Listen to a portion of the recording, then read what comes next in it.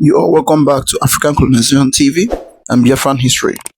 Today is 18th February 2026, and in today's video is a very serious secret we are revealing to the world and to everybody who is around. And once you hear this, once this video gets to you, you need to share it to go to everywhere and to everyone, because this is a secret exposed by El-Rufai, exposed. And then, according to the secret, it says secret exposed on how Nnamdi Kanu will be poisoned before he will be released with thallium sulfate. So this thallium sulfate is a drug they are going to use to poison his food, according to this news. So try to watch this video to the end for you to see and understand everything happening in this video. Also, according to this is a drug they are importing by Malam Nuhu Ribadu. So, and the person that is exposing these secrets is El-Rufai. So he's asking Malam Nuhu Ribadu what he want to use the drug, or he want to use the poison substance for. Then they are claiming they want to use it for this and that. So in this video, this man really exposed a lot things that is happening, and what they are planning to do with that drug, and how they are going to use it on Nnamdi Kanu, so that once something like that happen, that the lawyers and everybody need to be aware of what is going on. And as it is, anybody that this video get to, you need to share it to go around for everyone to see, to the main people to see what is really happening. Because in Nigeria, there is nothing that cannot happen in this country. Nothing. You can think of anything, and then something that you think that it cannot happen in other countries can happen in Nigeria, just because of they want to secure Nigeria by all means, and they want to make sure that they grab the territory. The Fulani bandits and the Boko Haram, they want to make sure that they grab everywhere by all means. Anybody who comes out to expose their secrets, the person is gone. So as you're about to watch, like, subscribe, and make sure you share it to go around. Let others see things going on in Nigeria. Hi people, now how on that day? I want to say good morning, good afternoon, good evening, good night, depending from where you listen to the sound of my voice. This is the Biafra Superstars Media. Now, I want to make this in the public. They say sometimes when two elephants fight, it's the grass that suffers. But also when two elephants fight, the public get to know their secrets in the public.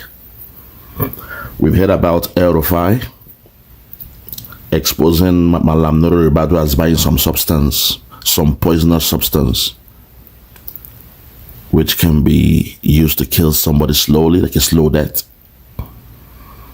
I'm getting the information that the game they want to play is to pretend as if they release Nnamdi Kanu, but they'll poison him in the process. The Fulani cabal, Nigerian government, they will claim Nnamdi Kanu is a free man, but they will poison him with this poisonous substance that will kill him slowly.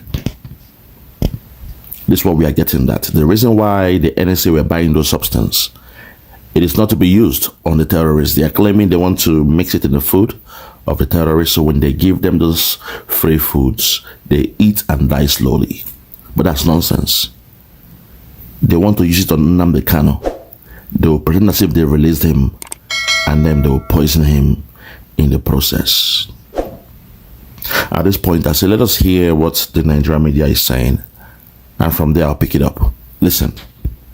That's not the only thing El-Rufai has recently divulged. He has accused the Office of the National Security Advisor of procuring thallium sulfate. It's a highly toxic chemical compound, and demanded urgent clarification over the alleged transaction. Apparently, the NSA Nuhu Ribadu bought the toxic substance from Poland. And so El-Rufai is asking, please, what are you doing with a toxic substance? Who are you using it on, or what are you using it for? Please, Nigerians need clarification. And then he gave a breakdown. For example, he said intended purpose and end use of the imported thallium sulfate. What are you using it for? The supplier's identity and whether the material was imported under an existing chemical or defense permit. The total quantity and specific form or concentration being procured or already procured. The storage and security arrangements for the material upon arrival. And the regulatory oversight and coordination in place with NAFDAC, NCDC, and relevant public health and environmental agencies. There are talks that this substance could be something they want to use to infuse in some food items that these terrorists used to ask their victims for when they bring it to them. Undetected, you wouldn't know that anything has been put into the food item. It's poisonous and slowly kills. Internal bleeding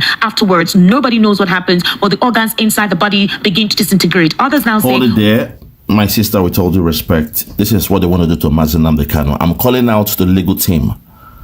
I'm not happy that I heard this in the public by the Nigerian government, because we've heard that something like this is coming, where they pretend like Nnamdi Kanu is a free man, and some suddenly, within 6, 7, 8 months, he start getting sick, and they will now say he died in natural cause. They have perfected what they did to MK Abiola in his own case. They killed him in prison. So now they have perfected what they did to MK Abiola. It is called the thallium sulfate. It's a deadly, in fact, it's in most cases, Russian spies, they use this to kill, those who have gone on asylum, refugees from Russia. So when I heard that they were releasing Nnamdi Kanu, but at the same time, they have killed him slowly. You also heard someone like Malami said it, that if they had known, they would have done that to him in Kenya. Give him some thallium sulfate. Pretend like, they held him to ask him some questions in Kenya.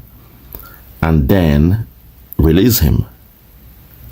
But slowly and steadily, he will die peacefully within weeks in Kenya. And everyone will assume he died a natural death in Kenya. Even the family, they wouldn't know. They will say, he was sick, he had a health condition. His heart was heavy, he had a murmuring heart. And he went to Kenya for some, to get some treatment. And even though he got the treatment, at the same time, he still remained in Kenya just to recover. It was looking good. The treatment went well, but suddenly, after 5 weeks, after 6 weeks, he developed some extra, symptoms that led to his death. But the movement must continue. All hail Biafra, all hail Biafra. We must continue with the movement. This is what could have happened to Nnamdi Kanu. I know why I'm speaking this way, because I'm very, very vexed. I am very, very vexed. I didn't know that Nigeria can still be slow.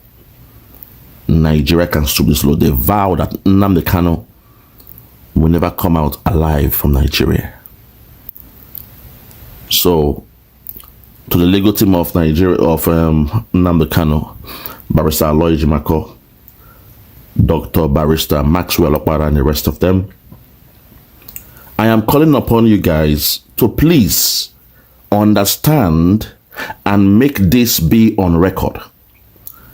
That when our leader is released, nothing should happen to him within 4 weeks, within 6 weeks, within 3 months, and within 6 months. Because the maximum the thallium sulfate can stay in the body, according to research, they said it can stay for at least 6 to 12 weeks in most cases, and also sometimes in months. They say the duration of thallium sulfate in the body, it is persistent in the tissues of the body, and it can be in the blood, in the urine of the victims for up to 21 months. Listen to me. When it comes to the acute or long-term effects, acute symptoms occurs within hours to days, while neurological damage and hair loss alopecia, and the rest of them typically developed within 2 to 4 weeks after exposure. Now, when it comes to the elimination process of this chemical, it says, or this substance, it says, thallium is eliminated slowly through both feces and urine with significant enterophatic circulation. So the way this thing is going, my fear is we have to let the whole world know, put the whole world on notice now, because they will soon release Nnamdi Kanu. They have no case on him, but they want to find a way to shut him down within months of him being a free man. That anywhere he goes to after his freedom, his body will start to shut down. And in most cases, some of the symptoms will be hair loss, the redness of the skin in most cases, and your stomach upset, severe pains. You are using the toilet, you urine more often. You cannot control your bowel. In most cases, you have the urge to use the bathroom. This was something we heard, but we never knew that Nigeria will even go forward to buy or procure these substances. They say they want to use it on terrorists. That's the claim, that they want to use it on terrorists. The terrorists, when they say they need some food, they need rice, they need all those things. So their plan is, when they now, want to pay ransom to the terrorists, they will mix the thallium in the food. But that's a lie, because it means you will need a very large substance to mix thallium in a bag of rice. You need a very, very large substance. And the terrorists will have to cook that food. And in most cases, when you cook something to a boiling point, there's a chemical reaction that could either destroy the effectiveness of that medicine. In most cases, what they do is, when the food is prepared, that's when they lace that food with thallium. It's just like a powder, like a salt. It has no taste in the mouth. When you mix it with water, there is no taste, there's no color. So in most cases, I believe it has to be used on a prepared food or drink. So the narrative that, it's for the terrorists, to kill the terrorists, that's absolute nonsense. Baloney. I call that baloney, nonsense. This was something that was told to us, that Nnamdi Kanu will be a free man, but he will not go unscathed, unpunished, and he won't last long. So please, I am calling out to today in the public, to the legal team of Nnamdi Kanu, Barrister Aloy Ijimako. This one falls on your desk. You must make this public. Make this revelation of El-Rufai public. The date this was spoken.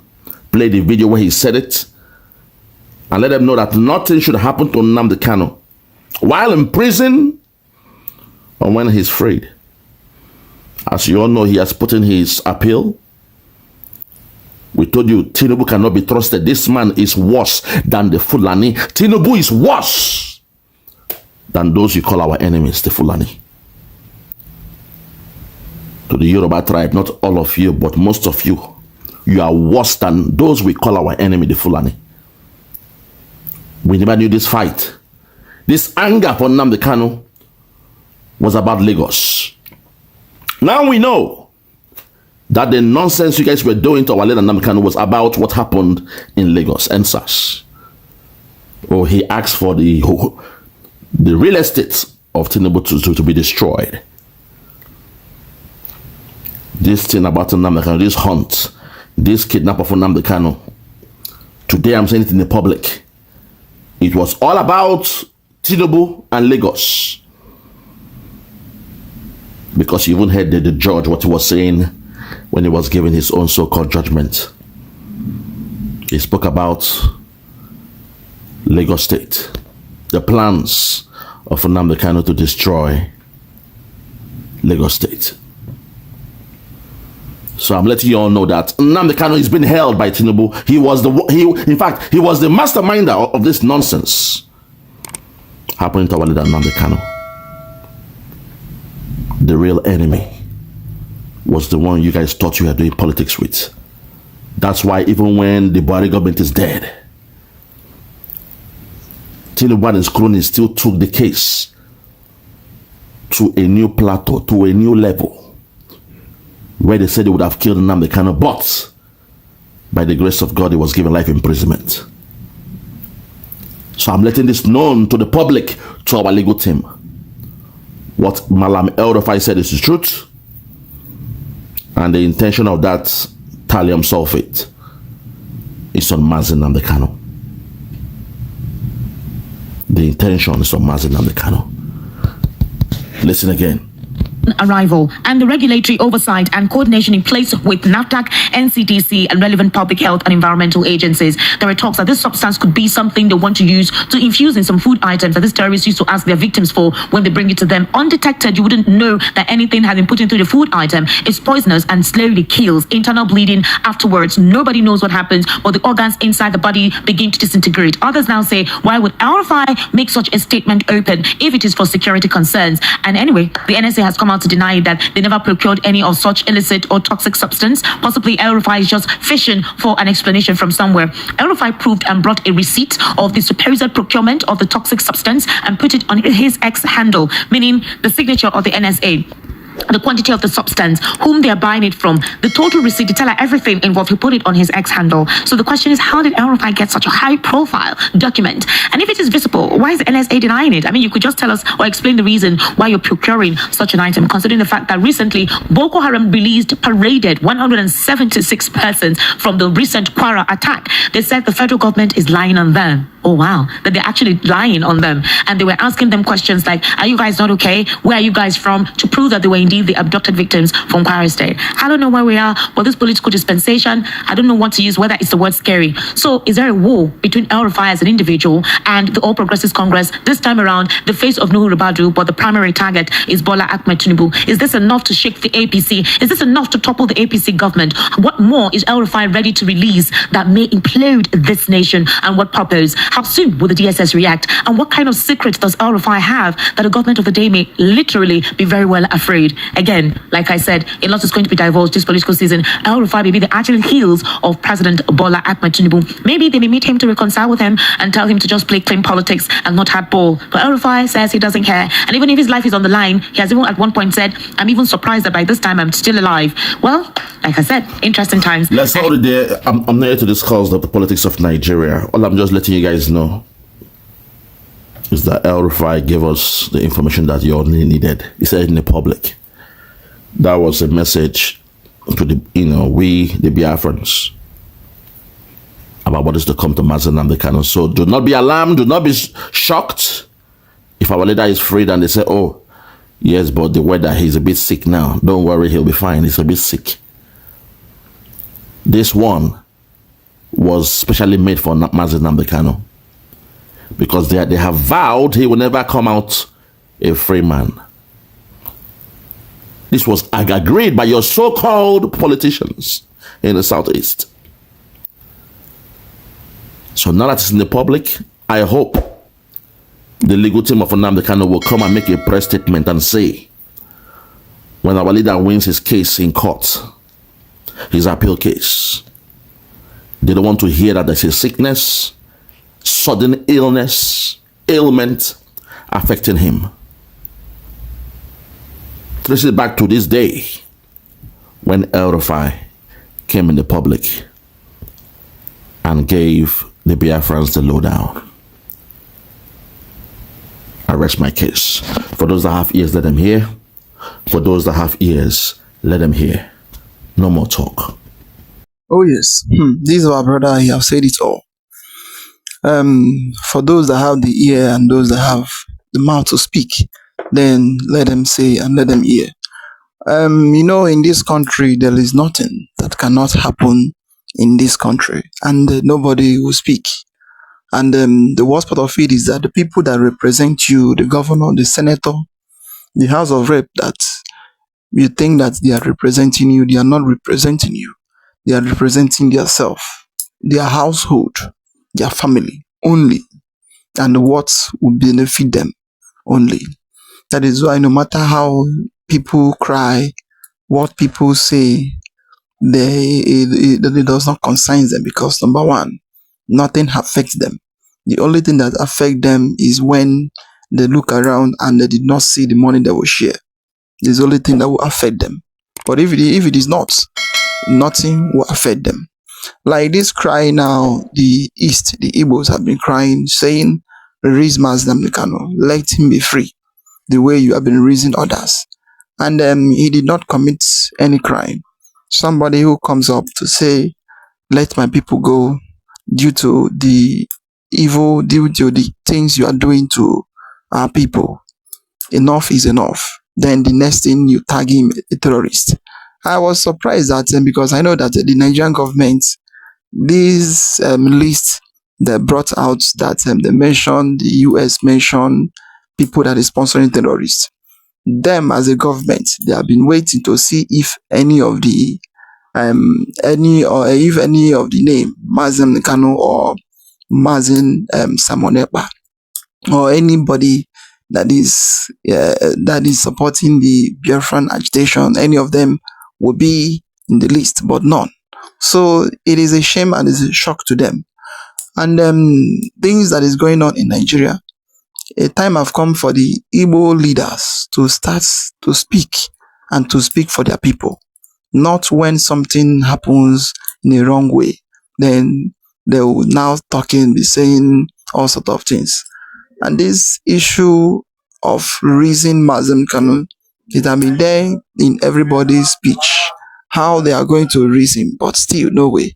This drug they went to import, they know why they do it, and God have already made El-Rufai to start speaking out. Is something that they wanted to be used at the beginning, but they don't know how God now close their eye, close their brain, and they did not use it at the first place when they kidnapped Nnamdi Kanu. It is very, very touching. Well, that is the main problem in this country, is the leadership. The leadership in the East. We don't have a good leader. We don't have. All of them, they are too weak, and what they are looking for, it is how they will get into power. How they will get into power by all means. And getting into power, once they get into the power, they are not going to do anything. They are not, because they have people that will be pushing them, do this, do that, do this, do that. Just unlike what these men, they call them city boy, what they are campaigning for now. The same Tinubu that is holding you, pinning you, destroy your market in Lagos and the upper part of the country. The same man that prison, that sentenced your own brother.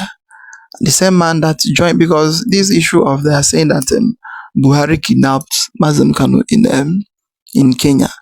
Is it not APC that kidnapped him? So APC, Tinubu knows everything about his kidnapping, about everything. So they knows everything. So, but at the end, they will now come up and tell you that it is not Tinubu that kidnapped him. So, but they hand it over to Tinubu to continue the issue down to this time around.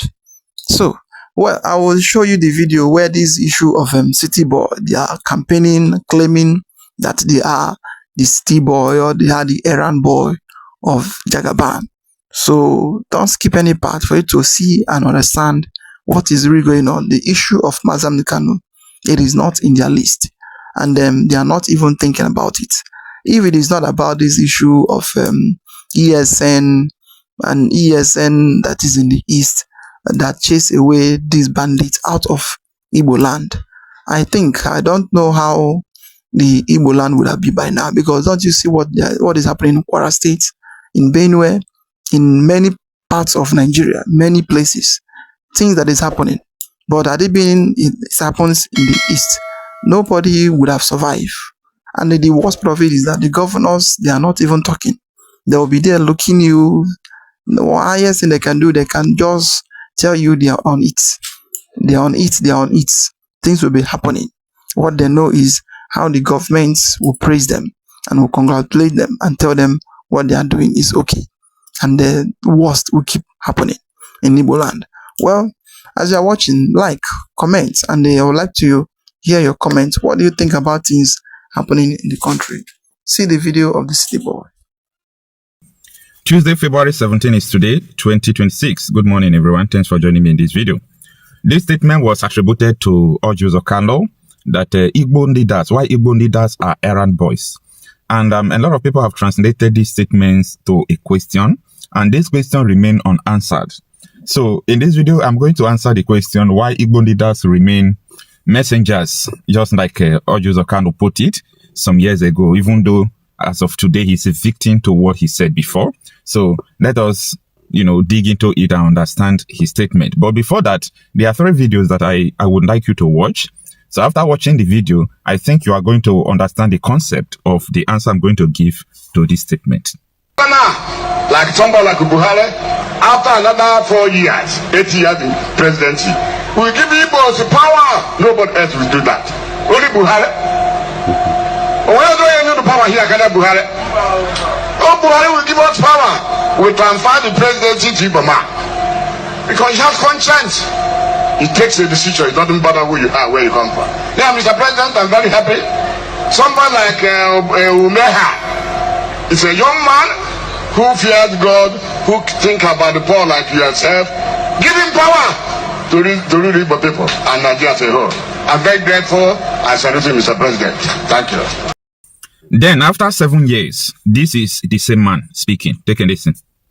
This President Buhari is a Muslim.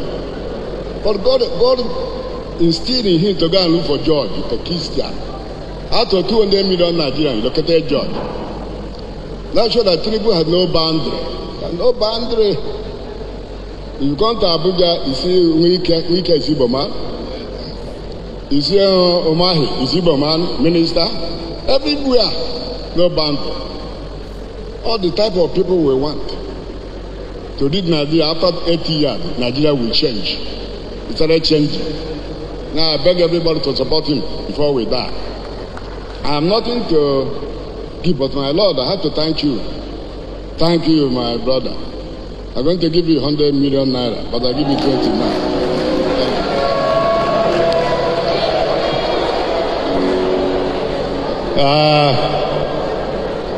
Your grace. So I thought that this issue of errand boys, according to Nnamdi Kanu, we end with all these men.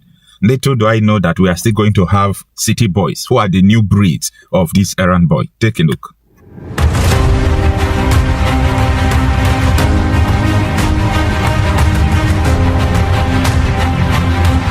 So at this moment, don't get it twisted, and I don't want to get you confused. My issue with this issue of errand boys or messengers is not because of political ambition. No, absolutely no. Don't get it twisted. Now, I'm going to tell you why so many politicians, by the way, they are not leaders. There is a difference between a leader and a politician. Okay, most politicians are not leaders. Now, the reason why the case remains like this is because when you look at so many people from different areas, I'm talking about politicians, they go into politics with the agenda of their people. Yeah.